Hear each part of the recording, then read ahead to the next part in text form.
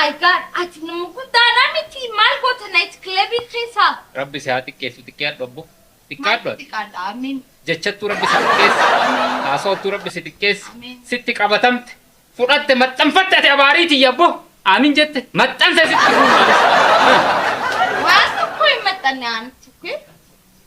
Yaa Rabbi. Garuu ati night club maal gootan jee?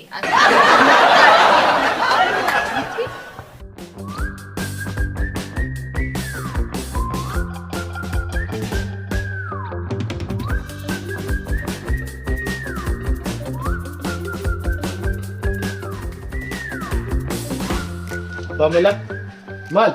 Oh, baga dhufte siin eegu ture. Nama qofaa miti. Namoota tun eegu ture. Maal seenaa?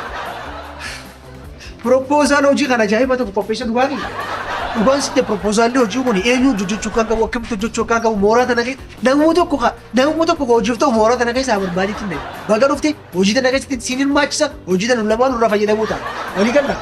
Pamela, ariitii kanaan hojii tokko irraa gara hojii biraatti to'annoo tokko ni fudhatu. Akkam jechuu waan. Kaleessa ammoo maal akkaan dhageemee qabu laloo akka barreessitu. Dhaaba. Nama afaan Oromootu sirnaan dubbachuu hin dandeenye hooloo sirbishee hooloo barreessatti kan jechuun dogoggora seenaa hojjechuudha. Saniifuu waa'ee kanaatti dhiisammaa gara hojii biraatti fuulleeffachuu qabna. Ajaa'iba.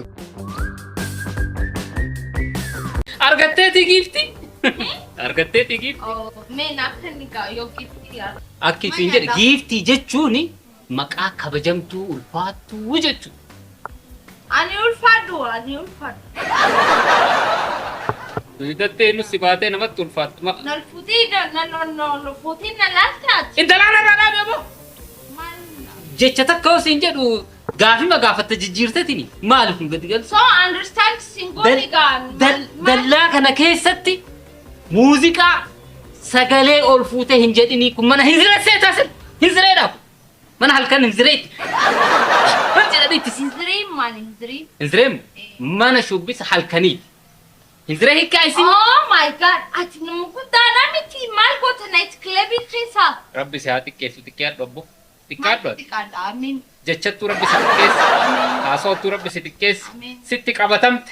Fudhatte maxxanfatte ati abaariiti yabbo. Amiin jette maxxanse sitti fuudhanis. Waan tokko hin maxxanne aanti.